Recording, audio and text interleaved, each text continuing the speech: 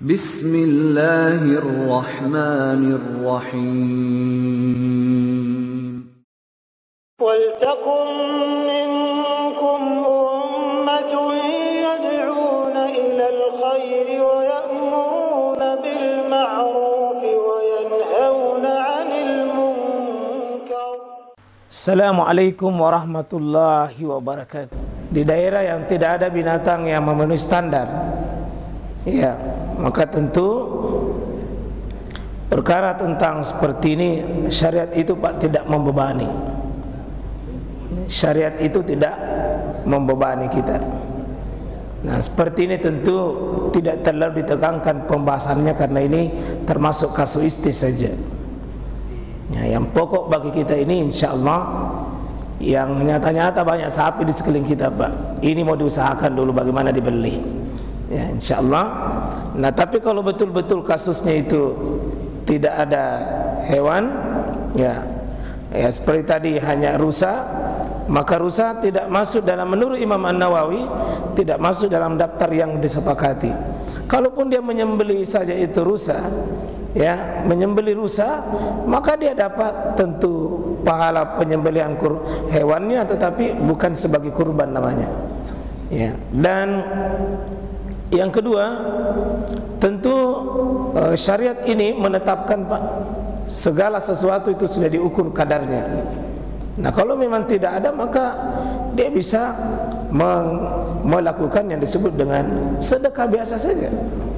Sedekah biasa saja, yang tidak usah berkorban sebagaimana yang dituntut, karena tidak akan, la yukallifullahu nafsan illa usaha, tidak akan mungkin dibebani. Adapun rusa sangat jauh dari semua dari 4 jenis hewan yang kita sebutkan tadi. Rusa pada umumnya kan kategorinya liar, dan dia tidak termasuk dalam bahimatil an'am. Dia tidak termasuk daftar pada umumnya hewan yang diternakkan. Kalaupun ada yang diternakkan, ya lebih banyak yang liarnya. Dan ini sebenarnya Allah menyuruh kita Pak, yang ada sama kita, yang dipelihara, yang dikembangbiakkan, dimiliki, dicintai, begitu tiba disuruh potong, kita serahkan. Itu mau diuji itu. Ya, inna hadza lahuwal bala'ul mubin. Ini ujian dan cobaan. Insyaallah Pak, kalau saya lebih cenderung, karena saya hadir di seminar itu, ya, saya tidak cenderung, saya cenderung untuk tidak menerima rusa itu, tidak masuk dalam kategori daftar itu. Maka tidak dibebani kewajiban untuk berkurban. Ya, tentu, ya, kau tidak bisa berkorban saja yang ada. Berkorban dalam agama ini saja yang bisa dilakukan, meskipun pahalanya bukan seperti pahala berkorban. Ya, insyaallah Pak, seperti itu. Bahwa betul Quran ini adalah dia penyempurna dari seluruh kitab yang ada sebelumnya. Kalau kita mau bahasakan itu rangkuman, kalau itu bisa lebih mudah kita paham, ya bisa seperti itu. Ya,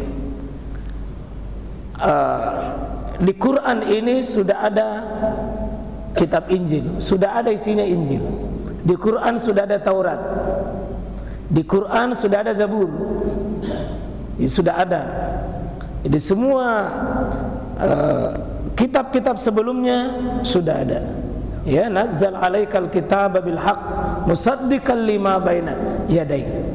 Itu kami turunkan Quran ini yang sebelumnya sudah ada Taurat, wal Injil sudah ada. Sudah ada Pak. Jadi ketika kita bicara Quran, maka tidak perlu bicara Injil, tidak perlu kita cari Zabur, tidak perlu kita cari Taurat, sudah ada dalamnya yang memang Allah jadikan itu relevansinya dengan kehidupan yang kita butuhkan hari ini.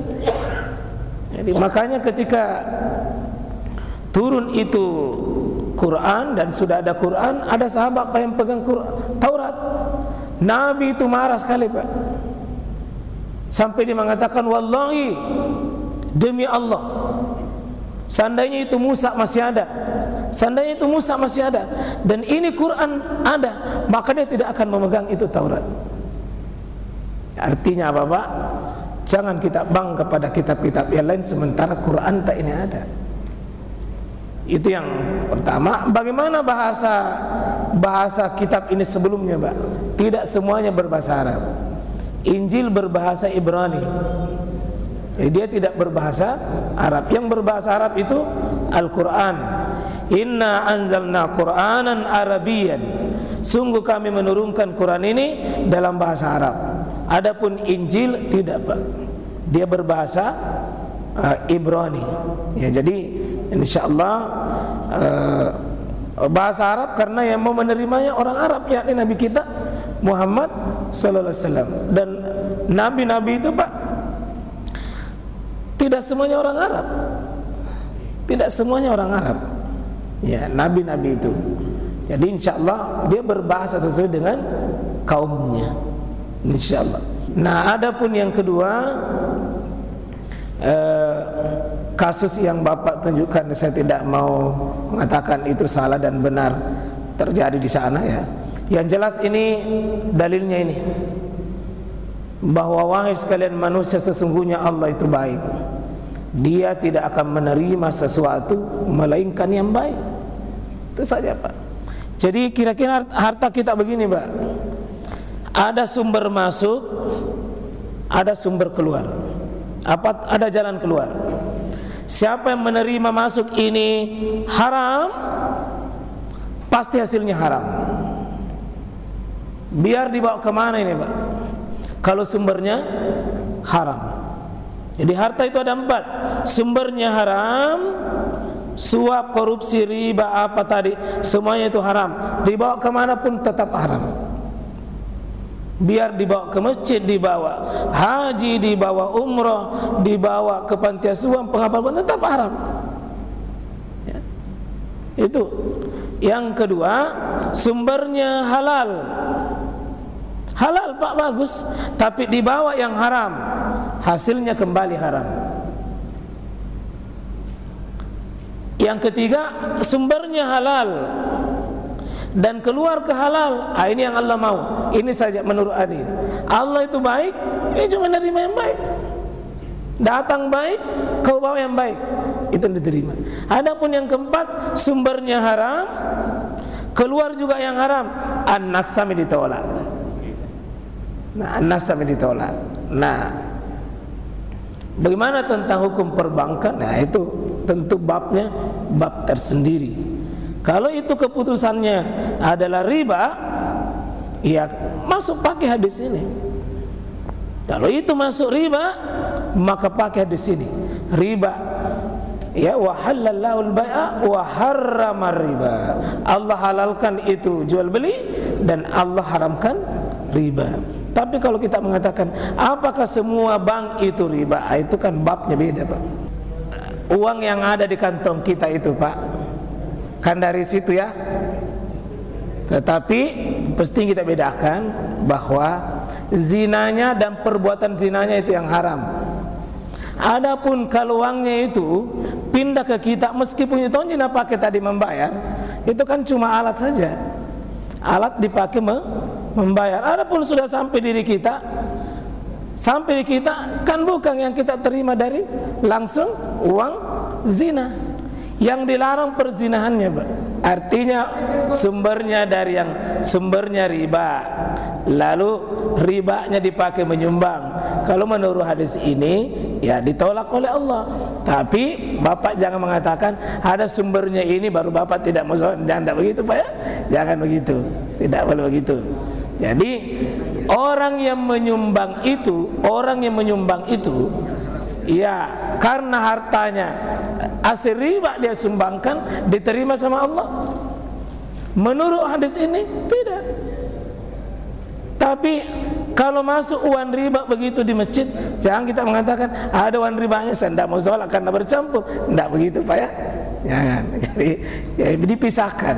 Sama ini tadi yang anunya Bapak bahwa pajak, ada pajak perzinahan, pajak pelacuran dan seterusnya pajak.